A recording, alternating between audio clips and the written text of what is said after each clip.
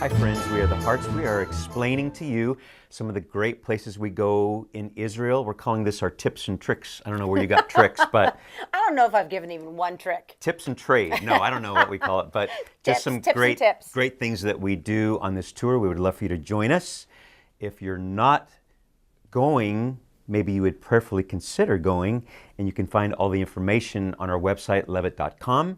But we're explaining to you right now all the places where we take you on our tour. This is our last day, and one of last day in Israel, yeah. One of my favorite places, Israel part of the tour, is we end up at the Garden Tomb, and we get to go into the tomb. And when we're finished, we all meet together in a little area and we take communion, Lord's Supper together. It's pretty amazing. It is interesting because I mean, you'll see when you go there. It literally is right next to a bus station. It is. So it could have been, it was in the 1960s when they found the spot. So it's one of those, it could have been, but it's a gorgeous area of what it could have been. I mean, that could have been the place where they laid him. Church of the Holy Sepulchre is another place that it might have been, but it's beautiful. Our communion, we have a worship time there, and we sing, were you there when they crucified my Lord? Yeah. Things like that, and we're just literally right there, which is amazing. Right. So then we hop on a bus and we drive south, and I've just got to, and I know I might be chatty Kathy right now. This is one of the most amazing things I think I've ever seen in my life. We say that everywhere we go. I know. It's true. Go ahead. We have so many favorite places. Go ahead. We're driving south of the Dead Sea, and all of a sudden our bus driver says, and he's Hebrew speaking all the time, so I'm trying to pick out words that I know. And he's talking with our tour guide and said, let's stop here and pull over. And he goes, there's Lot's wife. And I'm, looking out the window on the bus. Everybody was looking, right? What?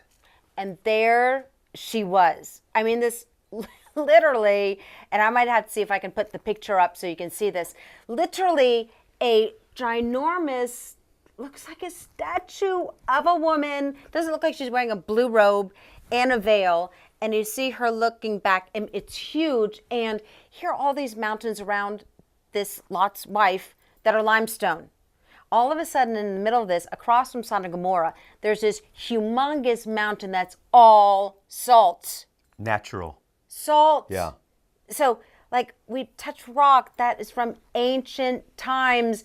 And the Lot's wife is one of the most amazing things because you're like, oh, I see her. And then we drive south to Eilat. Yep. What did you like about Eilat?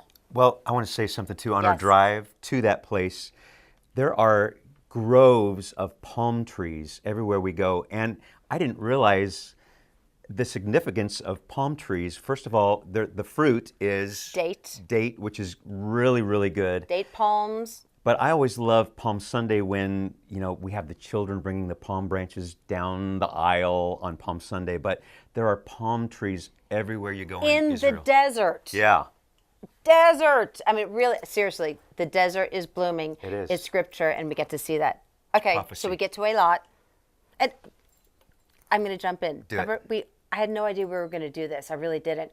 We were at a spot where we saw Egypt, Israel, Saudi Arabia, and Jordan. Eilat is the tip of the Red Sea. And our hotel, 5-star, probably. Amazing. Yeah. The food, amazing. And what do we do at night? I'm throwing this to you. What do we do? Oh, yeah. They have a boardwalk.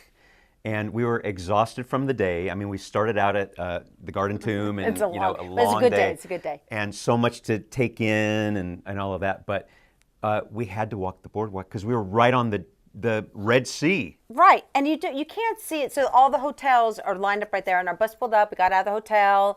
We had to put stickers on our luggage. They take the luggage up to the room, got in a room, open up the curtain.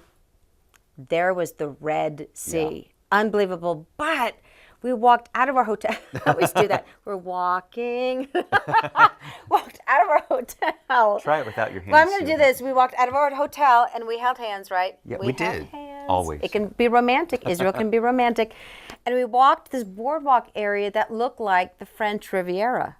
It was. Right. We had no idea, right? Not third world at all. At all. We had no idea what it was like. This is our first time there, which we absolutely fell in love with the area. Right.